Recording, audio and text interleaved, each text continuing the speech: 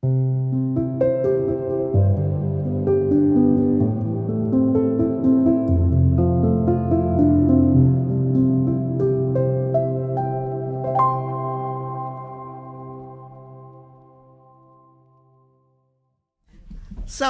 Gary Walsh is the first to speak, a member of the family, and Linda and I think Joanne Olson as well. Yes. So, thank you very much. I'll get you right up here. Ready? Mhm. Well, thank you. It's an honor to actually be here. Appreciate the invitation. I do have a story of my uncle, our uncle, Arthur DeFranzo. What's very interesting about it is that this was written 30 years ago. Basically, it was written for the 50th anniversary of the Normandy invasion, and now it's the 80th. So I wrote this when I was 18 years old, and read it at the VFW in Saugus, named after Uncle Arthur, and now I get this honor to read it again 30 years later. So I get the goosebumps from that. Sorry. So I have here, this year marks the 50th anniversary, but no, the 80th anniversary of the Normandy invasion and the loss of Saugus's Congressional Medal of Honor hero, Staff Sergeant Arthur F. DeFranzo. This presentation commemorates the life and heroic duty of Saugus's fallen hero.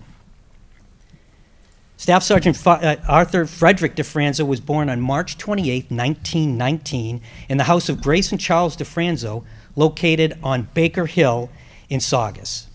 Growing up as a child, Arthur was said to have been a caring and loved to joke and fool around. Arthur was later described as a daring person and a man without fear.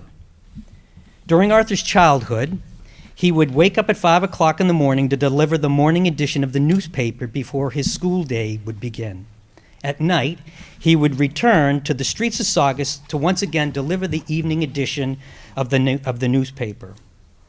When summer school vacation arrived, Arthur worked full-time at Sims Farm for 10 cents an hour, as did all of his friends and family.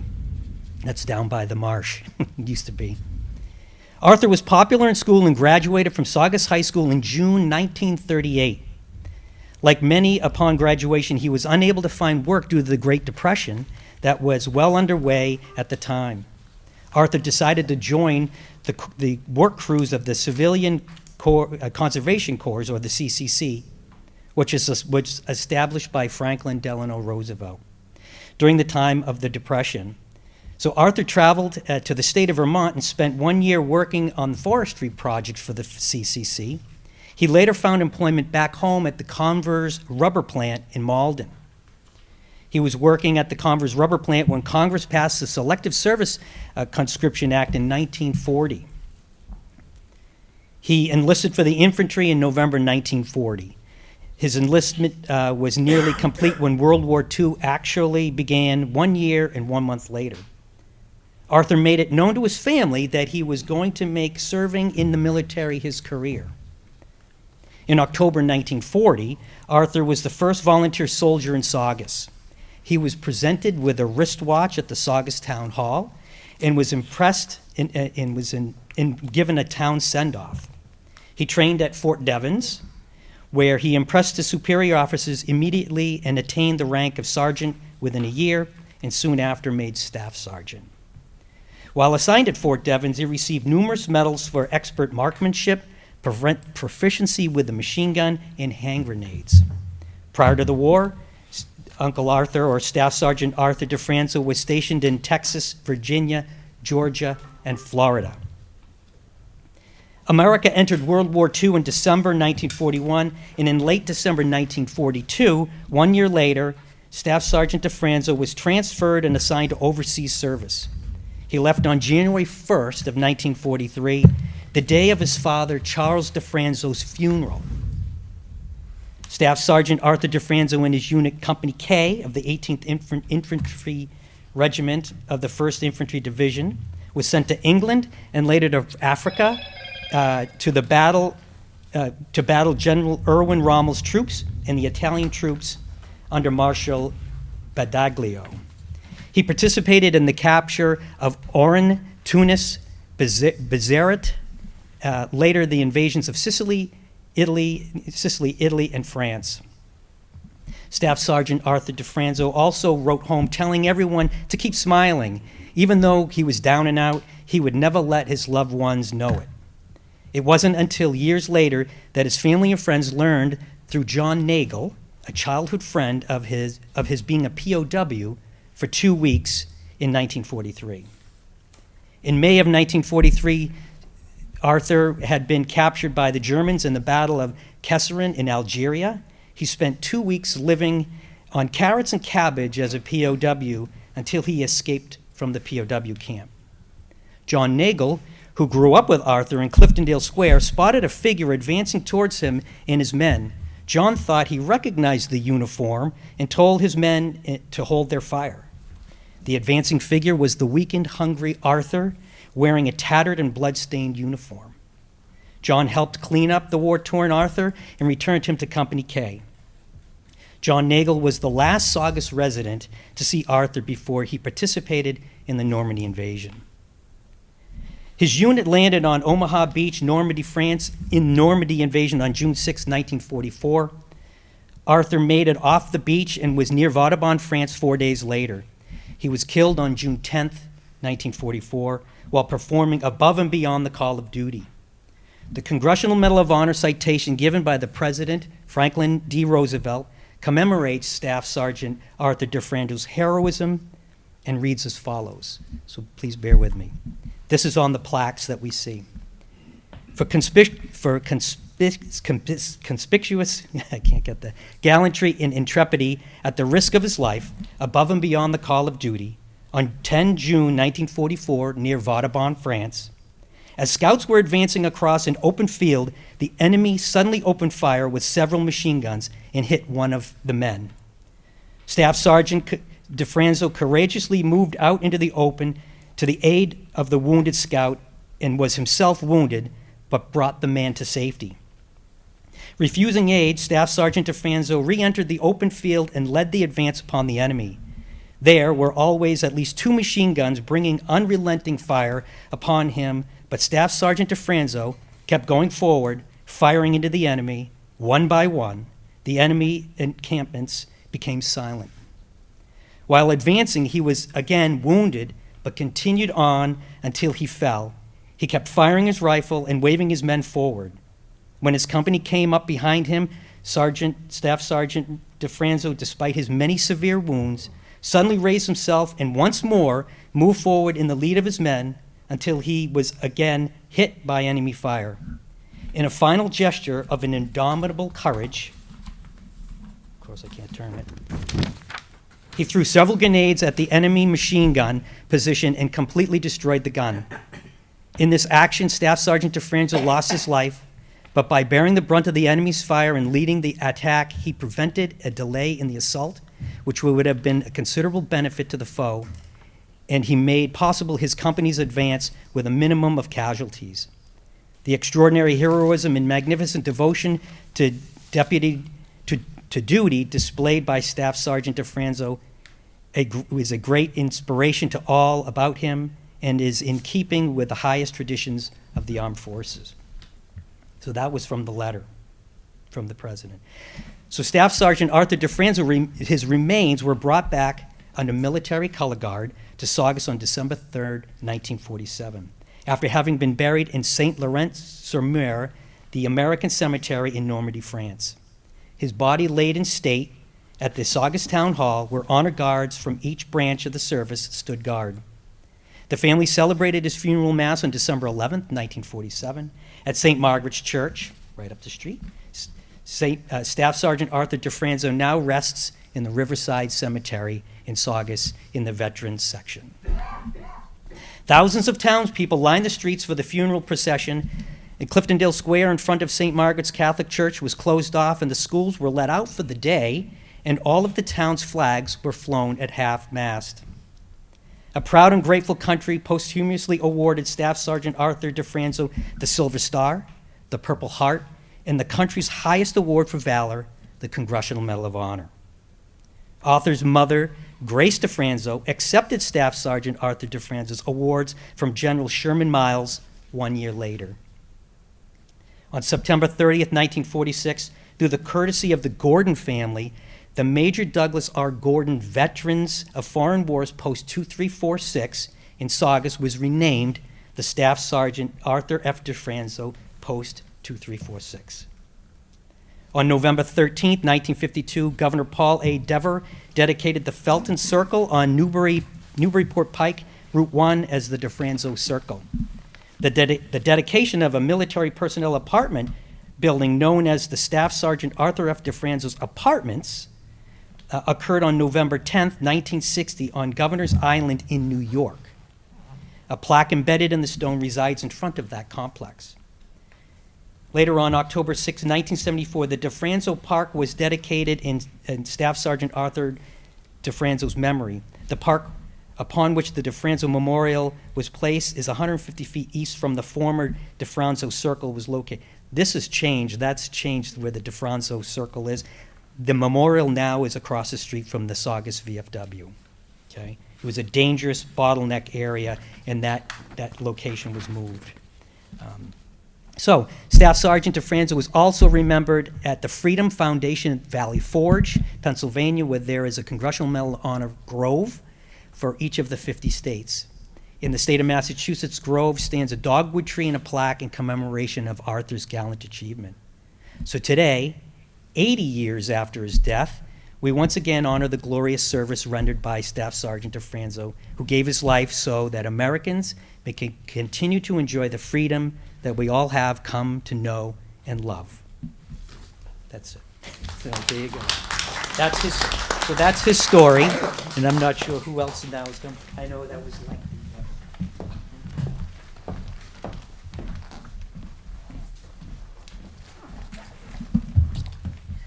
First of all, I'd like to thank Laura and Joni, who brought us here, members of the Historical Society. We have never been here without the invite, so we really thank you.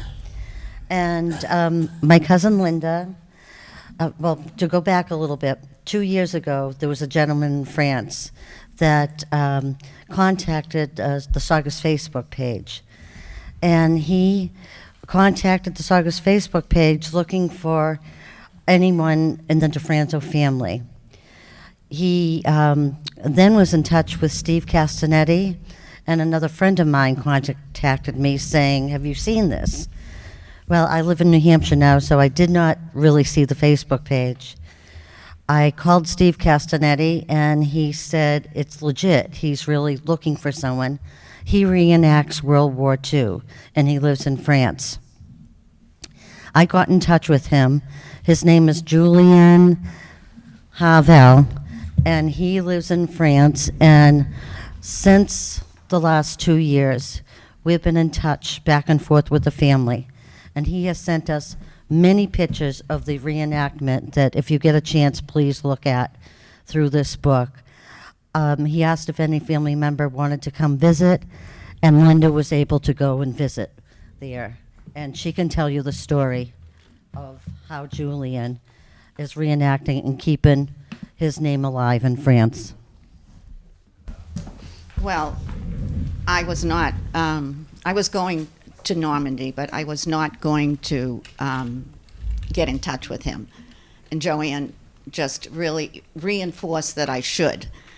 And I was a little nervous because, you know, we're meeting this person and, you know, will they ever see us again?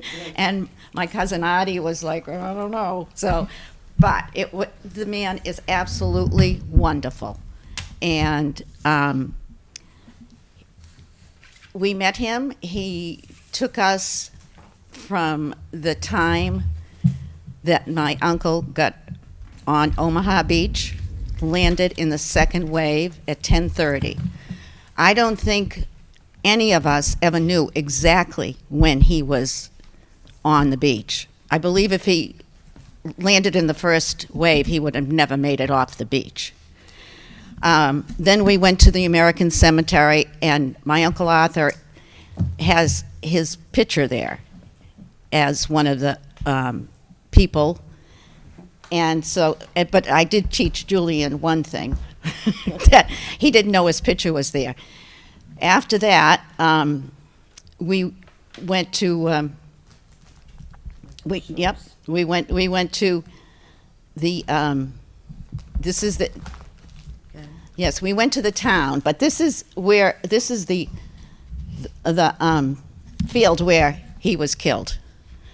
We went to the town that he liberated with his men and received the Silver Cross, I believe, a Silver Star. And then the next day on the, yeah, you got it. He, Go ahead. okay, so he took us to his home, and we had met his family, and it was absolutely wonderful. He has done so much research on two people, and Uncle Arthur was one of them. He had the whole day planned for us, and we couldn't have been more happier. We bought him a flag that was flown over the State House. You can see it up there. And that's the flag over there. But he was so generous to us and so knowledgeable. But above that, so grateful and honored. And I will tell you that the people of Normandy have not forgotten D-Day, have not forgotten what America soldiers did for them. He just kept saying, it's my honor to do this for you. I would like to tell you, after we went, and I have a picture of that's the field where he died, and I have a picture of myself and him, and we're walking towards that. And I really did feel like I was in my uncle's footsteps. I really felt connected to him at that time, which I never felt before. I'd like to tell you a little story about flowers. And I was going through my mother's things, and I opened up an envelope, and there was these dried roses in this envelope. And I said, what is this? And put them aside, and then I found a letter from my uncle, and it went on, and they all went on as, I am fine, don't worry about me. That the first thing he would say. Always asked about his family, his brothers. He asked if Ray had gone into the service yet. He asked about his sisters. But in the letter he says, oh, Mary, I'm glad you like the flowers. And I put it together that those flowers in that envelope, those roses, were the roses that he sent her. And I took them to Normandy and threw them in the ocean. And and Julian did too. It was an extremely emotional time. I just want to say one thing that I want to read to you.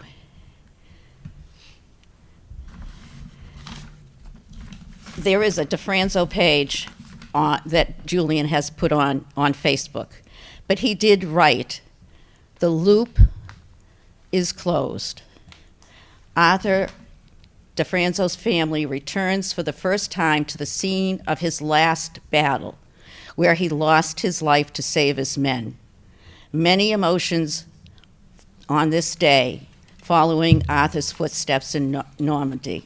Still very touched by their presence, but satisfied with the duty of memory accomplished, which is what he was doing, to accomplish and bring alive Arthur's memory. Arthur's story is sure one of many, but let us not forget the sacrifice of these men and women who gave up everything and risked their lives for our freedom. And I will say,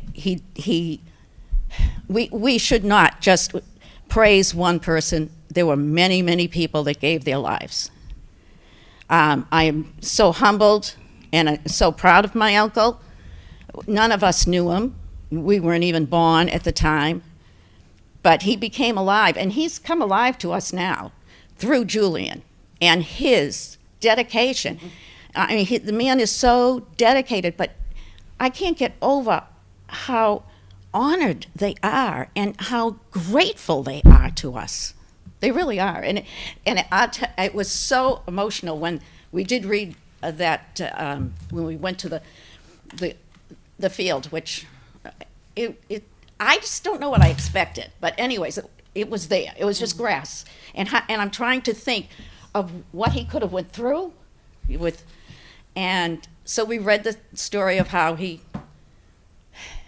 was killed and came back. And we all started crying. And I didn't even know the man. But it was so emotional. It really was. And see, you know, we're just, and I do need to say, we need to thank him. Yes. This is him. I know our time is probably well over, but this is Julian, and we have a whole book of all the pictures that he took on behalf and memory of Arthur. And I do want to say to Marilyn Felice is here, which her mom, Lee, Has a beautiful book. yes. And, Yes. And was the sister. And my brother Artie is here, Arthur, after DeFranzo, that my dad named after his brother Arthur. So he's also here with us. But thank you. I'm sorry we went over our time. Yes, and thank you. But, I will say that we are trying to keep it alive because you got a second generation, you got Joanne, myself, Artie, Marilyn, and then we have a third generation, Gary, and a fourth generation over there, Sean. So thank you again.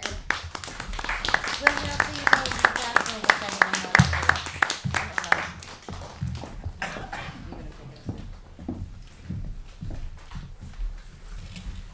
I know we will be interested in seeing you again out in the common room, but I'm going to turn it over to Jack Marino now, who is going to explain this table.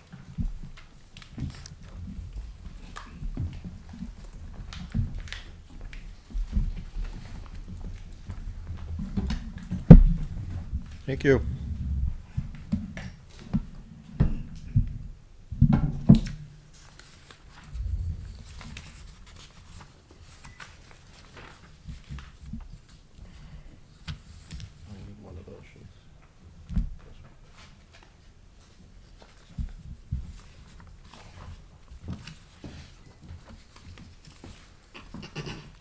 Dee Whittemore Farris is going to assist me.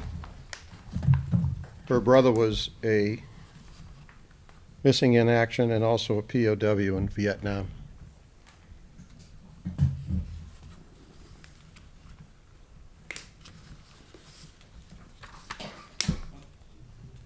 More than 80,000 service personnel are missing in action from previous wars, and there are over 38,000 of these who are estimated to be recoverable today. Every effort is being made by the United States government to locate all of these missing heroes, identify them, and bring them home to their families today. Bring them all home, remember.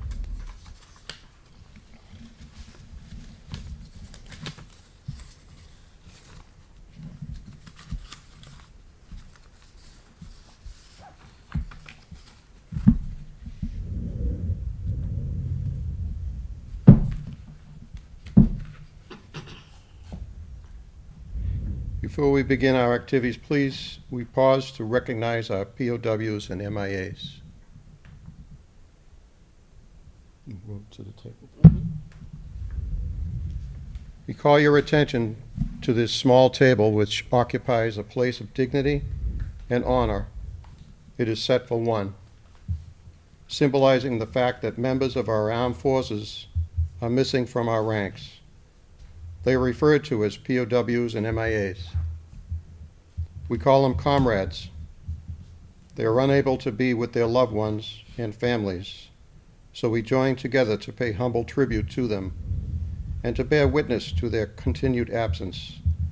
The table is small, symbolizing the frailty of one prisoner alone against his or her suppressors. Remember. The tablecloth is white, symbolic of the purity of their intentions to respond to their country's call to arms. The single rose in the vase signifies the blood that may have shed in sacrifice to ensure the freedom of our beloved United States of America. This rose also reminds us of the family and friends of our missing comrades who keep faith while awaiting their return. Remember. The yellow ribbon stands for the yellow ribbons worn on the lapels of thousands who demand with unyielding determination a proper accounting of our comrades who are not among us tonight. Remember. A slice of lemon on the plate reminds us of the bitter fate of those missing, captured and held as prisoners in foreign lands. Remember. A pinch of salt, denoting the tears of our missing and their families who long for answers after decades of uncertainty. Remember. The Holy Bible represents the strength gained through faith in our country, founded as one nation under God, to sustain those lost from our midst. Remember.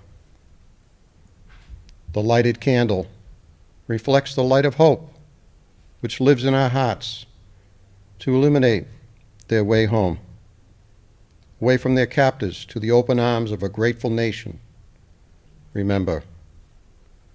The glass is inverted, symbolizing their inability to share the evening's toast. Remember. The American flag reminds us that many of them may never return and have paid the supreme sacrifice to ensure our freedom. Remember. Let us pray to the Supreme Commander that all of our comrades will soon be back within our ranks. Remember. Let us remember and never forget their sacrifice. May God forever watch over them and protect them and their families. Remember. Thank you.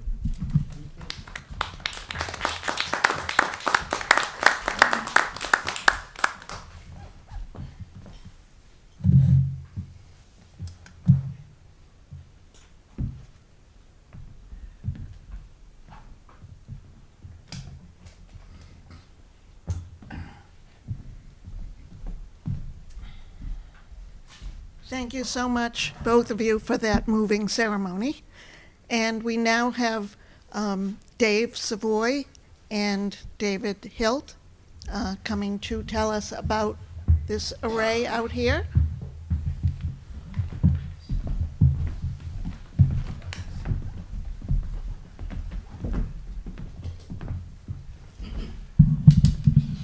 All right.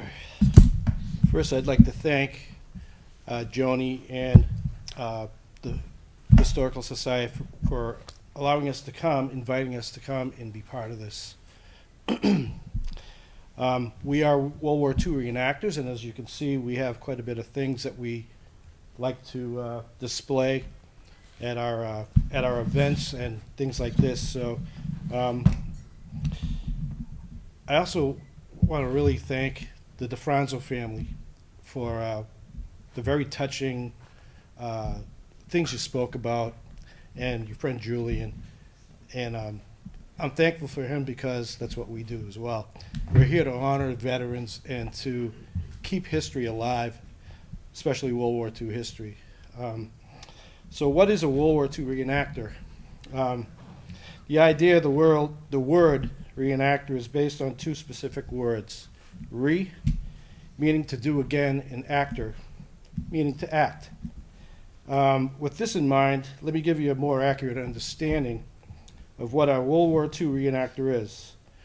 We are living historians who are living history.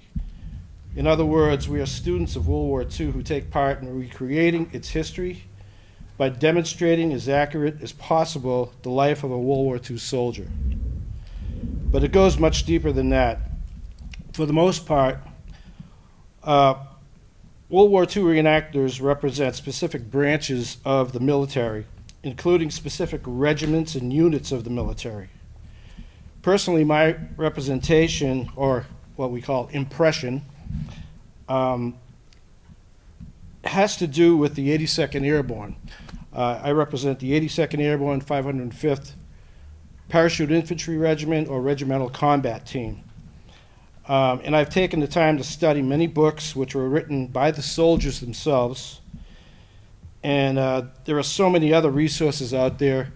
There's a lot of interviews online you can look at, a lot of books, and the most important thing is that we've had the chance to talk to a lot of World War II veterans and hear their stories. So there's a lot of things out there to equip yourself with this important history, getting a good understanding of what that is. So reenactor equipment, well, we have a few things. This is my friend Glenn. He's our paratrooper, and he's pretty much set up with everything you could think of that a paratrooper would jump out of a plane with. Perfectly good airplane. So the types of equipment that are needed not only are uniforms, but almost anything you could imagine a soldier would need during a war. The types of events include living history, which emphasizes the garrison life of the average serviceman or servicewoman, and tactical events involving simulated combat operations, parades, and so much more. This hobby and the hobby has expanded significantly since the 1970s and now is practiced all over the world. And now we found out through the DeFranzo family that they're all over the world. Why reenact? Okay, so there are a variety of reasons why people get involved in this unusual hobby. Some people love the history of war, while others just want to play Army. Simple as that. Personally, I got involved because my father was a World War II veteran. He was a medic in the Royal Canadian Medical Corps. So during World War II, when the British were involved in the war, before the U.S. was, Canada, under the British rule, were over there as well. So my father joined up in 1939, and he was already in Europe in 1941, fighting with the British. So he went through Dunkirk, North Africa, Sicily, Italy, Normandy, and all the way to Berlin, patching up people. And he saw a lot, but never talked about it. So, but that's why I got involved. I never heard of his experiences because he never wanted to talk about it. But what really grabbed my attention to get involved in this sort of hobby, which is what we call it, was when I watched the series Band of Brothers, where you actually had interviews with the original soldiers who expressed their experiences in detail. After watching that, I caught the bug, and the rest is history, as we say. The following description I'm going to read is from the memoirs of then Sergeant Robert Bob Murphy of the 82nd Airborne, who experienced the horrific battle in Normandy, France, at the La Fère Bridge in the La Fère Manor, where the victory at La Fère cost more than 250 American lives. His book account is called No Better Place to Die. Bob Murphy was from Cape Cod. He was his daughter's still there, and they're just now the actor, ex-Marine veteran Dale Dye is actually involved in creating the movie called No Better Place to Die by Bob Murphy's book. So here's a little part of that book, and it gives you an idea of what they felt after jumping into Normandy. At 1000 hours on D+1, D-Day +1, the enemy attack across the causeway began.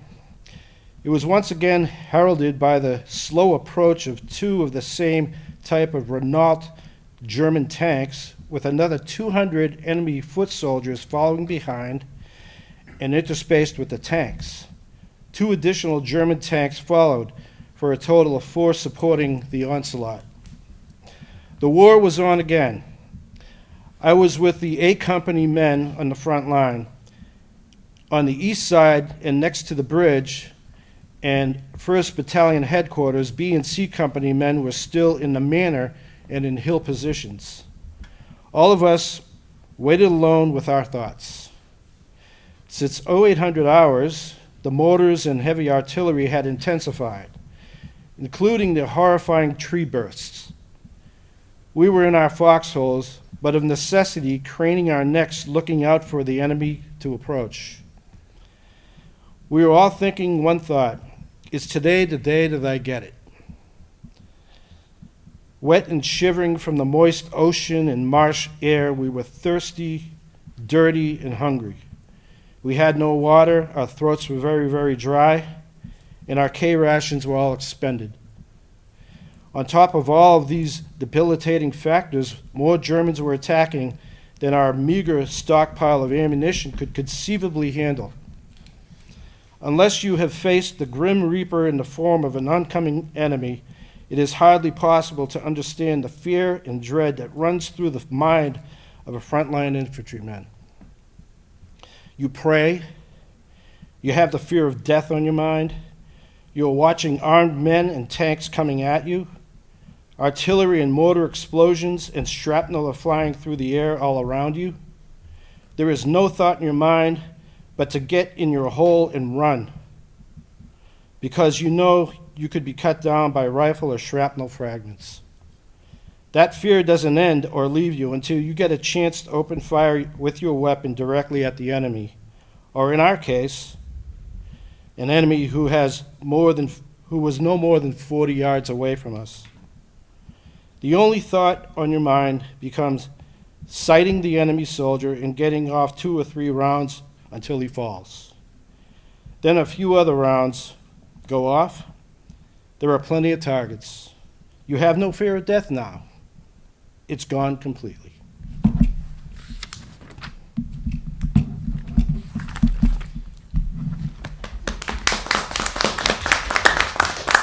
David, hi, my name is David Hilf. I'm a World War II reenactor. I was brought into the hobby by Dave. And I just want to say a few words because I didn't want to be the only presenter here who didn't make a speech. What makes reenacting special for me, who never served in the military and has some regret that I never did, is I get to honor those who did. And what's really special is when I meet an actual World War II veteran. If I'm doing my job well, and I'm really nailing my impression, it's like it somehow brings them back in time. It's like they go through a time warp and then start to relate to me on a real personal level. I met a guy who was like 5'0", was a World War II tanker, gunner, who told me about his childhood growing up. One of his favorite pastimes was shooting pigeons from his bedroom window with his .22 caliber rifle. And of course, this was during the Depression, and he didn't really have money to buy lots of rounds of ammunition, so he made every single shot count. And then later, when he was in training, learning how to fire the cannon on a Sherman tank, he was hitting targets way beyond where he was being asked to. He was doing an exemplary job, and some general who was watching the training said, "Who's the gunner of that tank? I want him in my special unit." And so he then became part of the special unit. He was very proud of that. And probably the most meaningful or emotional experience that I had with an actual vet was last summer at the Patton Estate during a military day. A 99-year-old veteran from the 3rd Army who could barely walk brought his walker over to our tent area and sat down. and leaned into me and said, "I really want to thank you guys for bailing us out at Bastogne." And it was very special. I said, "You're welcome." So that's why I do a reenacting. It's personally meaningful to me. I appreciate being included in this event, and thank you. Just wanted to say one last thing too, as a testimony as why we do this. A few years back, we met a gentleman at an event who was an artillery gunner, and we got him in a Jeep, and he enjoyed, being in a Jeep again, a World War II Jeep and that sort of thing. And he died later on, and we were asked by the family to do his funeral. And being a World War II reenactor chaplain, I did the service and preached a small message, thanked the family, and afterwards we were talking with all the people, and there was a gentleman there who was a good friend of the man who passed away, this guy Joe Busa. Joe wanted to talk to us. He loved the uniforms, and he just couldn't get over the service and everything else that we did for the funeral. And I said, "Joe, so what's on your bucket list?" And he said, "Oh, well, I was one of Patton's tank drivers," he says, "and I'd love to get back into a Sherman." And I says, "Well, that's great, Joe." And we talked for a while, and I contacted the American Heritage Museum in Hudson, Massachusetts, and told them the story, and they said, "Bring him up." So what I did was I said, "Joe, I want you to review my troops. So we're going to bring you to an undisclosed area." And we brought him to the museum. He had no idea where we were. And I had all my guys lined up, and he was walking down the line and looking at people and saying, "You're missing a button." And he's doing a little inspection of each guy and just having a good time with that. And then they were standing right in front of the garage door of the tank museum. And they did a sidestep, and the door came up, and the Sherman tank came out. I said, "Joe, look." And he says, "Holy smoke." And he was in tears. He was so excited. We got him up in the turret, and he drove the tank around for about a half hour or so, and we made his day. So that was so rewarding for me because I actually got to take part in doing something special for a very special man.